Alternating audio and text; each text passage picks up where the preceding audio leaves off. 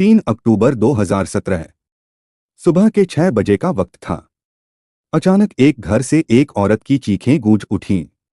वह रोती चिल्लाती हुई बाहर निकली और बोलने लगी, मेरे परिवार को किसी ने मार डाला, प्लीज कोई मेरी मदद करो।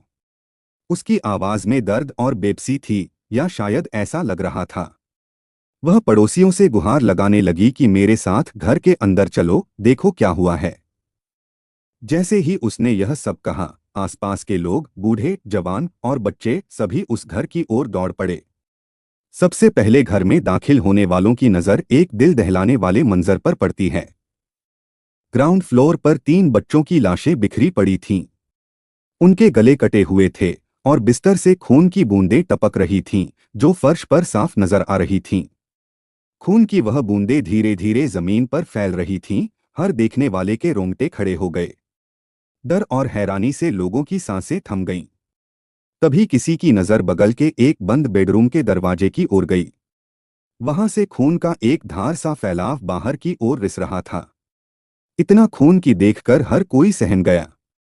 यह साफ था कि उस बंद कमरे में भी कोई भयावह हत्याकांड हुआ है। जब एक साहसी व्यक्ति ने कांपते हाथों से उस दरवाजे को खोला, तो अंदर का दृश्य और भी खौफनाक था।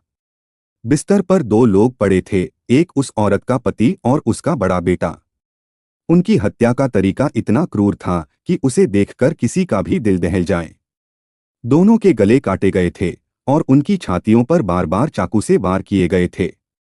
घाव इतने गहरे और भयानक थे कि शरीर के कुछ हिस्से बाहर निकल आए थे। खून से लथपथ बिस्तर और दीवारें इस बात की गवाही दे रही थीं कि हत्यारा कोई साधारण इंसान नहीं था। ये घाव ऐसे थे जिन्हें देखकर कोई भी कई रातों तक सो ना पाए। वह औरत जो बाहर चीख रही थी, अब रो रो कर बेसुध हो रही थी। उसका चेहरा आंसुओं से भीगा था और वह बार बार यही दोहरा रही थी कि मेरे परिवार को किसी ने मार डाला। लोग उसे चुप कराने की कोशिश कर रहे थे। कोई कह रहा था कि घबराओ मत, हमें बताओ क्या हुआ, कौन था वह। उसका जवाब था कि रात को कोई घुस आया और सबको कत्ल करके चला गया। लेकिन लोगों के मन में सवाल उठ रहे थे। एक ही छत के नीचे बगल के कमरे में 5-5 हत्याएं हो गईं और इस औरत को कुछ पता नहीं चला। क्या वह इतनी गहरी नींद में थी कि उसे चीखें, हलचल या खून की गंध तक न आई? यह बात किसी के गले नहीं उतर रही थी। तभी पुलिस मौके पर पहुंची। उनकी नजर सबसे पहले उन 5 लाशों पर पड़ी, 3 छोटे बच्चे, एक बड़ा बेटा और पति। लेकिन फिर उनकी नजर रसोई में रखे सिलबट्टे पर ठहरी। उस सिलबट्टे पर कुछ ऐसा पिसा हुआ था जिसने पुलिस को चौंका दिया। यह कोई साधारण मसाला नहीं था। यह वह सुराग था जिसने इस केस की दिशा पूरी तरह बदल दी। पुलिस को शक हुआ कि जो औरत बाहर रो रो कर बिलख रही थी, वही इस हत्याकांड की असली कातिल हो सकती है। सिलबट्टे पर मिली चीजों ने एक ऐसी कहानी खोली जिसने साबित कर दिया कि एक औरत का ढोंग कितना खतरनाक हो सकता है। कोर्ट में उस औरत ने दावा किया कि पुलिस उसे फंसा रही है। उसने कहा कि मैंने कोई हत्या नहीं की, सारे आरोप झूठे हैं। लेकिन पुलिस ने ऐसे सबूत पेश किए कि वह आखिरकार टूट गई और अपना गुनाह कबूल कर लिया। यह कहानी उस औरत की है जिसने अपने ही परिवार के 5 लोगों को मौत के घाट उतार दिया। दोस्तों, वीडियो में लास्ट तक बने रहें। चलिए अब पूरी डिटेल से जानते हैं इस पूरी घटना को। नमस्कार दोस्तों, मैं विनय कुमार। साल 2017। संतोष शर्मा राजस्थान के अलवर शहर की रहने वाली थी। संतोष एक साधारण सी औरत थी जिसने अपनी जिंदगी में कुछ असाधारण सपने पाल रखे थे। वह पढ़ाई में औसत थी, लेकिन उसे ताइक्वांडो का जुनून था। ताइक्वांडो एक कोरियाई मार्शल आर्ट है। तो वह बच्चों को ताइक्वांडो सिखाती थी और इस काम में उसे काफी मजा आता था। 1999 में उसकी शादी बनवारी लाल सिंह से हुई, जो अलवर में एक फैक्ट्री में सुपरवाइजर का काम करता था। बनवारी एक मेहनती इंसान था, लेकिन उनकी कमाई ज्यादा नहीं था। शादी के शुरुआती साल ठीक बीते। संतोष और बनवारी के 4 बच्चे हुए, 3 छोटे बच्चे और एक बड़ा बेटा मोहित, जो 17 साल का था। लेकिन जैसे जैसे समय बीतता गया, संतोष की ख्वाहिशें बढ़ने लगीं। वह अपने पड़ोस की उन औरतों को देखती जिनके पास महंगे कपड़े, गहने और आलीशान जिंदगी थी। उसे लगता कि उसका पति उसे वह सब नहीं दे सकता जो वह चाहती थी। वह बार बार बनवारी से झगड़ती, तुम मुझे वह जिंदगी क्यों नहीं दे सकते जो दूसरों के पास है? मेरे पास ऐसी साड़ियां क्यों नहीं? हमारा घर इतना छोटा क्यों है? बनवारी उसे समझाने की कोशिश करता, लेकिन संतोष का मन अब बदल चुका था। उसने अपने पति से बात की और ताइक्वांडो की क्लासेस शुरू करने का फैसला किया। वह एक स्थानीय स्कूल में बच्चों को ताइक्वांडो सिखाने लगी। इस काम से उसे ठीक ठाक कमाई होने लगी और वह बाहर की दुनिया से और ज्यादा जुड़ने लगी। लेकिन जितना वह बाहर की दुनिया को देखती, उतना ही उसकी ख्वाहिशें बढ़ती। उसे लग्जरी चाहिए थी, महंगे कपड़े, गहने, गाड़ियां और एक ऐसी जिंदगी जिसमें वह दूसरों के सामने अपनी शान दिखा सके। अब वह अपने पति और बच्चों से तंग आने लगी थी। उसे लगता कि यह परिवार उसकी ख्वाहिशों के बीच में रोड़ा बन रहा है। कहानी तब एक नया मोड़ लेती है जब संतोष को ताइक्वांडो की ट्रेनिंग के लिए उदयपुर भेजा जाता है। वहां उसकी मुलाकात होती है हनुमान जाट से, जो उससे 10 साल छोटा था। हनुमान एक पीटी ट्रेनर था और उसकी जिंदगी में पैसा और चमकदमक थी। वह संतोष को महंगे रेस्तरां में ले जाता, उसे गिफ्ट्स देता और उसे वह जिंदगी दिखाता जिसके लिए संतोष तरस रही थी। संतोष को लगने लगा कि यही वह इंसान है जो उसकी सारी ख्वाहिशें पूरी कर सकता है। दोनों के बीच नंबरों का एक्सचेंज हुआ और जल्द ही उनकी दोस्ती प्यार में बदल गई। यह प्यार इतना गहरा हो गया कि शारीरिक संबंधों तक पहुंच गया। संतोष को अब अपने पति और बच्चों से पूरी तरह नफरत हो गई थी। उसे लगता था कि उसका परिवार उसकी नई जिंदगी और हनुमान के साथ उसके रिश्ते में बाधा बन रहा है। एक दिन उसका बड़ा बेटा मोहित उसकी हनुमान से फोन पर बातचीत सुन लेता है। मोहित अपने पिता को यह बात बताता है। बनवारी और मोहित संतोष को समझाने की कोशिश करते हैं कि यह गलत है, तुम्हें ऐसा नहीं करना चाहिए। लेकिन संतोष अब पूरी तरह बदल चुकी थी। उसे लगता था कि हनुमान ही उसका भविष्य है और उसका परिवार उसकी राह में सबसे बड़ा कांटा है। संतोष और हनुमान ने इस हत्याकांड की साजिश 2016 से ही रचनी शुरू कर दी थी। यह कोई जल्दबाजी में लिया गया फैसला नहीं था। यह एक ठंडे दिमाग से बनाई गई योजना थी जिसे उन्होंने 1 साल तक तैयार किया। सबसे पहले हनुमान ने फर्जी आधार कार्ड बनवाए और उनके जरिए कई सिम कार्ड खरीदे। इन सिम कार्ड्स का इस्तेमाल वे हत्या के समय एक दूसरे से बात करने के लिए करने वाले थे ताकि कोई सबूत न बचे। इसके बाद उन्होंने ऑनलाइन एक बड़ा चाकू और एक ऐसा हथियार मंगवाया जो आसानी से गला काट सके। संतोष ने अपने परिवार के सामने यह दिखावा किया कि वह सुधर गई है।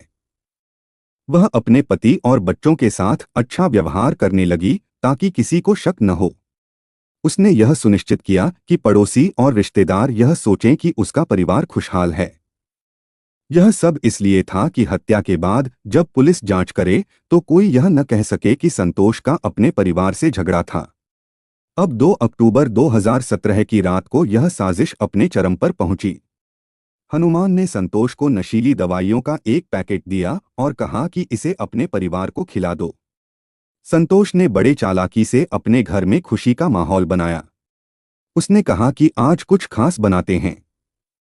फिर उसने सिलबट्टे पर उन नशीली दवाइयों को पिसा और चटनी व रायते में मिला दिया। उसने यह सुनिश्चित किया कि हर कोई वह खाना खाए। उसकी बहन और भतीजा भी उस दिन घर पर थे। जब बहन ने पूछा कि दीदी यह क्या पीस रही हो, तो संतोष ने उसे डांटकर चुप करा दिया। सभी ने वह खाना खाया सिवाय मोहित के, जिसकी तबीयत उस दिन ठीक नहीं थी। उसने रायता नहीं खाया और हल्का सा खाना खाकर अपने कमरे में सोने चला गया। देर रात जब पूरा परिवार गहरी नींद में डूबा था, संतोष ने घर का मुख्य दरवाजा खोला। बाहर हनुमान और उसके 2 दोस्त नकाब पहने हथियारों के साथ इंतजार कर रहे थे।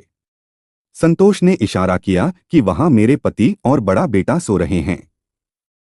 हनुमान और उसके साथी उस कमरे में गए। सबसे पहले हनुमान ने बनवारी का गला काटा। खून की छींटें मोहित के चेहरे पर पड़ी और वह आंखें खोलकर जाग गया। लेकिन इससे पहले कि वह कुछ कर पाता, हनुमान ने उसका भी गला काट दिया। इसके बाद हनुमान और उसके साथियों ने दोनों की छातियों पर बार बार चाकू से वार किए ताकि कोई जिंदा न बचे। संतोष कोने में खड़ी यह सब देख रही थी, चेहरे पर एक शैतानी मुस्कान लिए। हनुमान और उसके साथी भागने लगे, तभी उनका पैर आंगन में सो रहे 3 छोटे बच्चों पर पड़ा। बच्चे हल्की नींद से जाग गए।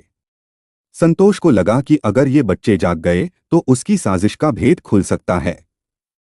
उसने हनुमान को इशारा किया कि इनका भी काम तमाम कर दो। हनुमान ने बिना समय गवाए एक एक कर तीनों बच्चों और संतोष के भतीजे का गला काट दिया। संतोष खड़ी देखती रही थी, बिना किसी दर्द, पछतावे या ममता के। उसे लग रहा था कि अब वह पूरी तरह आजाद हो जाएगी। हत्या के बाद संतोष ने सबूत मिटाने की कोशिश शुरू कर दी। उसने फर्श पर पोछा लगाया, हथियारों से जुड़े निशान हटाने की कोशिश की, लेकिन वह यह भूल गई कि सिलबट्टे पर पिसी दवाइयों के अवशेष पुलिस की नजर में आएंगे। वह रात भर लाशों के बीच रही, सुबह की एक्टिंग की तैयारी करती रही। उसे पता था कि सुबह होते ही उसे ऐसी एक्टिंग करनी है कि कोई उसे शक की नजर से न देखे।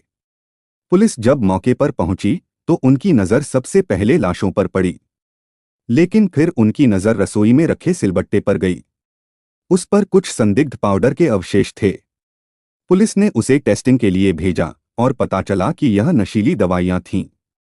यह वह सुराग था जिसने संतोष को शक के घेरे में ला दिया। पुलिस ने संतोष के फोन रिकॉर्ड्स की जांच की। उसकी हनुमान से लंबी बातचीत सामने आई। हालांकि हत्या की रात कोई कॉल रिकॉर्ड नहीं था, क्योंकि उन्होंने फर्जी सिम कार्ड्स का इस्तेमाल किया था। पुलिस ने हनुमान के घर की तलाशी ली, जहां खून से सने कपड़े मिले। डीएनए टेस्ट में पुष्टि हुई कि यह खून लाशों पर मिले खून से मेल खाता है। पुलिस ने हनुमान और उसके साथियों को पकड़ा। पूछताछ में हनुमान ने सारी साजिश उगल दी। संतोष की बहन ने भी गवाही दी कि उसने सिलबट्टे पर कुछ संदिग्ध चीजें पिसते देखी थीं। पोस्टमार्टम में पुष्टि हुई कि खाने में नशीली दवाइयां मिलाई गई थीं। 2023 में इस केस की सुनवाई पूरी हुई। संतोष ने पहले गुनाह कबूल किया, लेकिन बाद में वकील की सलाह पर मुकर गई। लेकिन पुलिस ने 77 गवाहों और सैकड़ों दस्तावेजों के साथ पुख्ता सबूत पेश किए। कोर्ट ने संतोष, हनुमान और उनके साथियों को आजीवन कारावास की सजा सुनाई। यह केस एक मिसाल है कि पुलिस की बारीक जांच और पुख्ता सबूत किसी भी अपराधी को सजा दिला सकते हैं। एक माँ, एक पत्नी जिसने अपनी हवस और लग्जरी की चाहत में अपने ही परिवार को खत्म कर दिया, वह आज सलाखों के पीछे है। यह कहानी हमें यही संदेश देती है कि झूठ और लालच के रास्ते पर चलने वाला इंसान चाहे कितना भी चतुर क्यों न बने, अंत में सच सामने आकर ही रहता है। अपराध का रास्ता कभी भी सुख और आजादी नहीं देता, बल्कि केवल पछतावा और बर्बादी छोड़ जाता है। इसलिए अपने सपनों को पाने की चाह रखें, लेकिन उन्हें मेहनत और ईमानदारी से पूरा करें। याद रखिए, परिवार से बढ़कर इस दुनिया में कोई दौलत नहीं है। इस घटनाक्रम को सुनाने का मेरा मकसद किसी के दिल को ठेस पहुंचाना नहीं है, बल्कि इस कहानी के माध्यम से लोगों को जागरूक करना है। जय हिंद दोस्तों।